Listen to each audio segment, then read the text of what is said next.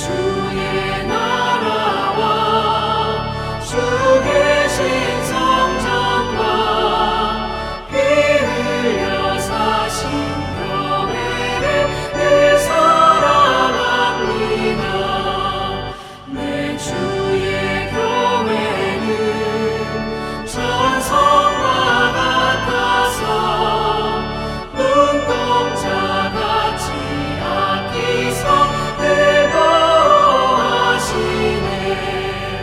이 교회 위하여 눈물과 기도로 내 생명 다하기까지 늘 감사합니다.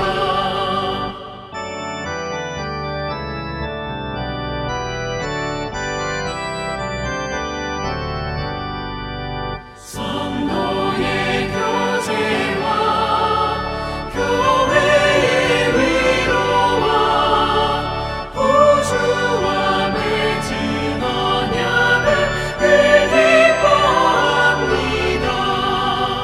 하늘의 영광과 베푸신 은혜가 진리와 함께 영원히 시온에 넘치네. 아멘.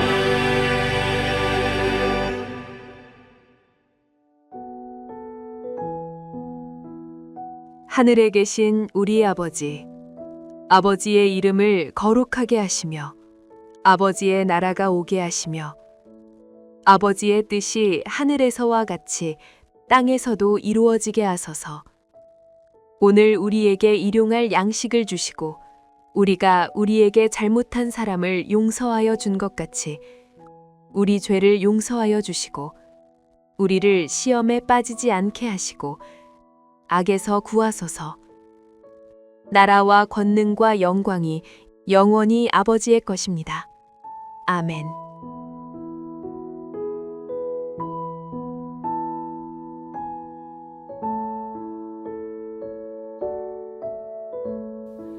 내가 그리스도를 본받는 자가 된 것 같이 너희는 나를 본받는 자가 되라. 너희가 모든 일에 나를 기억하고 또 내가 너희에게 전하여 준 대로 그 전통을 너희가 지킴으로 너희를 칭찬하노라. 그러나 나는 너희가 알기를 원하노니 각 남자의 머리는 그리스도요 여자의 머리는 남자요 그리스도의 머리는 하나님이시라.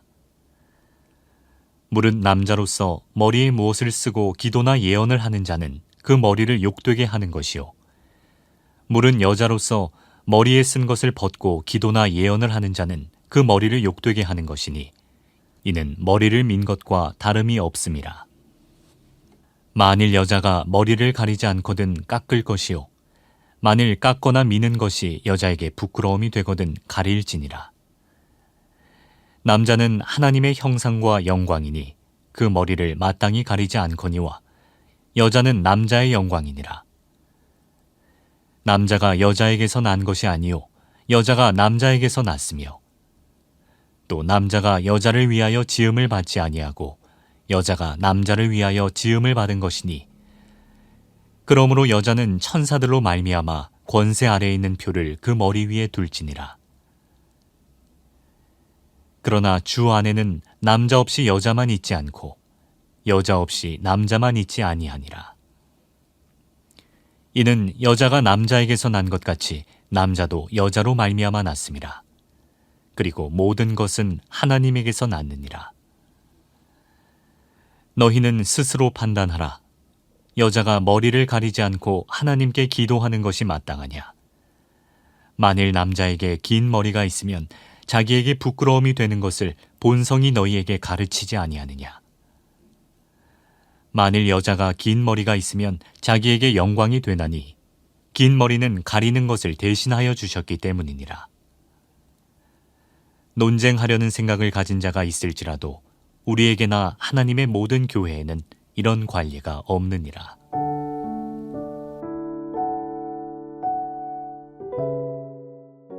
우리가 묵상하고 있는 고린도 전서는 고린도 교회가 직면했던 많은 문제들을 다루고 있습니다.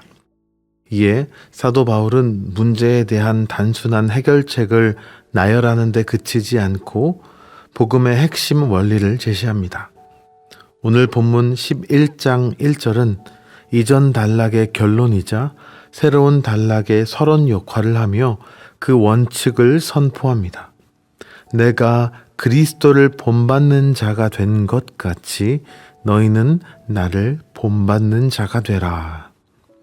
바울이 자신의 권리를 포기하고 이웃의 유익과 구원을 구했던 것은 다름 아닌 자기 자신을 내어주신 예수 그리스도의 십자가 모범을 따랐기 때문입니다.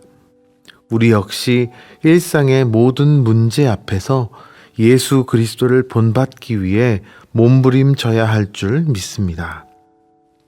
오늘 본문 11장 2절부터 16절까지 이어지는 내용은 예배 시 여자가 머리를 가리는 것에 대한 규례입니다. 남녀 평등 시대를 살아가는 현대의 관점에서는 다소 이해하기 어렵고 오해하기 쉬운 본문입니다.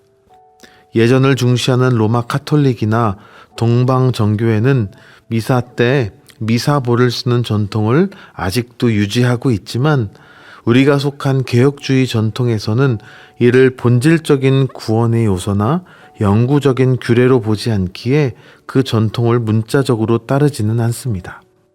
그렇다면 바울은 왜 이토록 예배 시의 복장, 특히 여성의 머리 가림 문제에 민감했을까요? 이를 이해하기 위해서는 당시의 수치와 명예 문화를 알아야 합니다. 1세기 지중해 연안의 고대 사회는 명예 수치 문화권이었습니다. 남자의 명예는 공적인 영역에서의 탁월함에 있었고 여성의 명예는 정숙함과 순결함 그리고 수치심을 아는 것에 있었습니다. 당시 사회에서 헤어스타일과 복장은 성별의 정체성과 사회적 위치를 보여주는 강력한 시각적 암호였습니다. 특히 가정집에서 모였던 초대교회의 특성상 사적인 공간인 집과 공적인 공간인 예배의 경계가 모호해지면서 일부 여성들이 공적 예배 중에 머리에 쓰던 수건을 벗어던지는 일이 발생했습니다.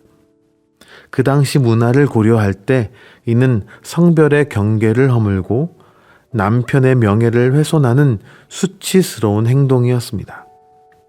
바울은 이 행동이 믿지 않는 이들에게 무례하고 방탕하게 비칠 것을 우려했습니다. 또한 이것이 믿지 않는 이들의 눈에는 무례하고 방탕한 행동으로 비치어 복음 전파의 장애물이 될 것을 바울은 깊이 경계했던 것입니다. 이는 앞선 10장에서 이웃을 위해 내 자유를 절제하라는 바울의 가르침과 정확히 일맥상통합니다. 바울은 시대의 문화를 고려하여 우리에게 권면하지만 문화에 종속되지 아니하고 분명한 성경의 원리를 제시합니다. 3절을 보면 바울은 영적인 질서를 이야기합니다. 남자의 머리는 그리스도요, 여자의 머리는 남자요, 그리스도의 머리는 하나님이다 라고요. 이 구절을 두고 우열을 뜻하느냐, 기원을 뜻하느냐 여러 가지 해석이 많습니다. 하지만 핵심은 남녀의 차별이나 서열을 말하는 것이 아니라는 것입니다. 성부 하나님과 성자 예수님은 본질적으로 동등하시지요. 하지만 그 안에는 분명한 역할과 질서가 있습니다. 바울은 이 질서를 빌려와서 참된 예배의 목적을 설명하려 한 것입니다. 예배는 철저히 하나님의 영광만이 드러나야 하는 자리라는 뜻입니다. 이 원리는 7절과 9절에서도 똑같이 적용됩니다. 바울은 남자를 하나님의 영광으로, 여자를 남자의 영광으로 말합니다. 이 구절을 오해하지 말아야 하는데요. 이 구절은 여성의 존엄성을 깎아내리는 것이 아닙니다. 예배 시간에 수건을 벗어 인간의 아름다움이나 영광을 드러내서는 안 된다는 뜻입니다.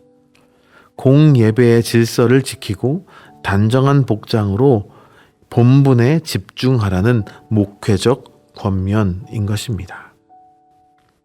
바울은 창조 질서를 언급하며 자칫 남성 우월주의로 흐를 수 있는 논리를 스스로 멈추고 주 안에서라고 하는 더 높은 새 창조의 가치를 제시합니다.